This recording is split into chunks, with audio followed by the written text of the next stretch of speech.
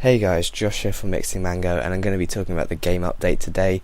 But first I thought I'd quickly mention, if you didn't already know, I'm Choice was the first person to get 99 Divination, so that is quite cool. And also Mightiest has now got 99 Divination, and he is the second.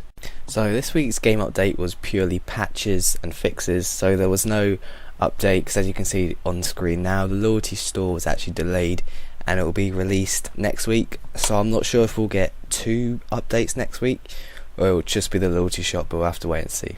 On screen now is the patch notes. There wasn't any major updates in here. These are just smaller stuff that they fixed, smaller bugs, like there's some divination things, other skills and quest fixes. I think the only one on here is you can now use the number pad to assign those to the ability bar, so that one's quite nice, but that's probably the main fix that wasn't included on the homepage. So now onto the biggest features that were added to this new interface system update. So most of these were actually available in RS2 and were removed of RS3, so it's nice to see quite a lot of these back. So we have the ability to click through the chat box again. You can assign the F keys to custom keybinds. So in RS2 they were automatically assigned to like invent, prayers, ability book, that kind of thing.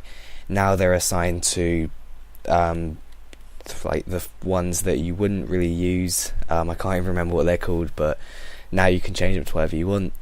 You can also use the split private chat again, which is a really cool feature, and they've changed the layout design slightly so it's more compact, which means there's less space between list interfaces. There's reduced border sizes and more border transparency options.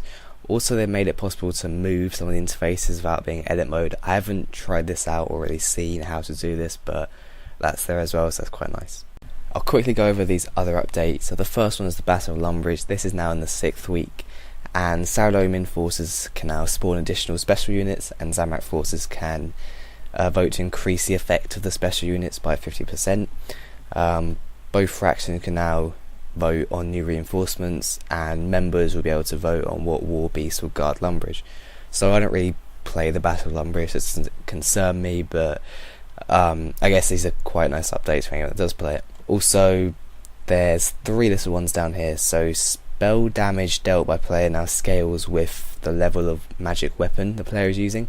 So this works like range, so I haven't really tested this out. I don't really use magic much, but I think some people have been complaining on the forums, so I don't really know if this is worse than before, but I guess if you're using like lower level weapons, it probably is worse than before, but I don't think you'll notice it with higher level weapons.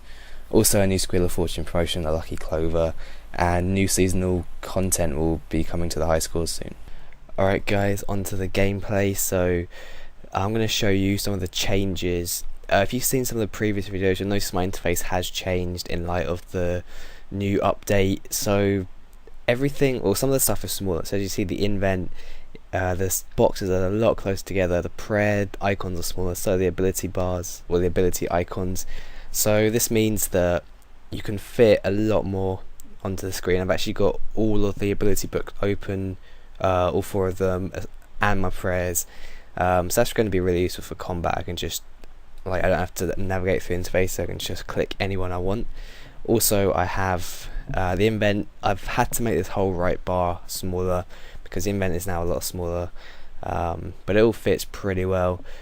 And then what else? So like I said, I had to move everything around because it all changed. Also, F keys, so I can show you that quickly. I haven't set up the F keys yet, so that's in controls, but as you can see here, they're no longer like highlighted, so I could just say like active tasks F1, that kind of thing. So those now work.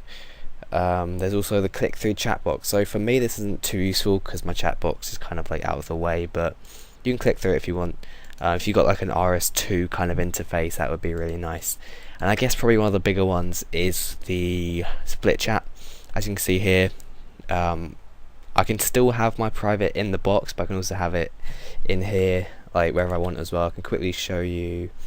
If you go into edit mode and gameplay HUD, you can move the private chat wherever you want, and then you can also, this one, you can just turn it off in the chat box as well, so only have it split. which is quite nice. So you can kind of customize it a bit more. There's a lot more features. You kind of got to get used to like the smaller boxes are kind of hard to click, I guess.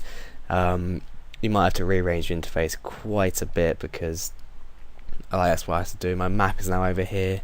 I'm just getting used to that because like for however long I've been playing, it's always in the top right. So now it's in the top left. I just got to get used to that. But yeah, I'm quite liking this interface. But that is pretty much all the main updates.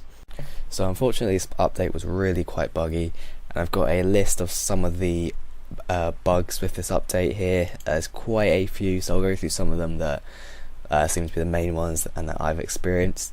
So firstly, tab to reply doesn't work properly, so it's still, you can still send messages, but it won't display in your chat box like to whoever it is. It will just show your name still. Also, the scroll wheel doesn't work in the chat box. If you have click through chat box enabled, you can scroll in the chat box and this will zoom in and out of the game as well. Also, quick prayers are apparently broken. I haven't experienced this one, but the button doesn't seem to really work. Also, the font has changed. This one, I'm not sure why they changed it, but it's not as nice as the old one, I would say.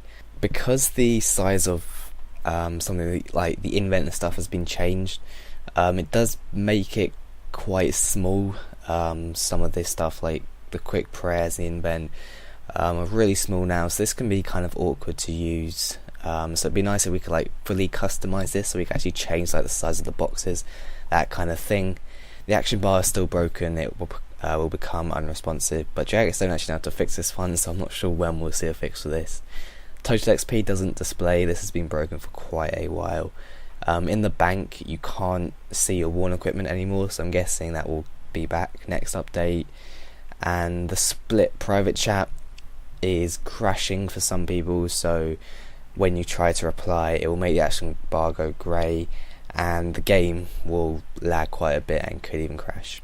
So these are the main ones that I've experienced, and hopefully they can all be fixed by next week.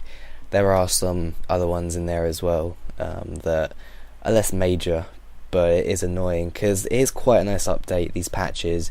They've fixed quite a few things and introduced some features that people have been asking for a long time, and reintroduced ones that really shouldn't have been removed. So I mean, overall it's a pretty good update. It's just brought down by some of these bugs that really should have been fixed in QA, to be quite honest, but hopefully, like I said, they will all be sorted out by next week. But I hope you guys enjoyed this game update review, and I'll see you later.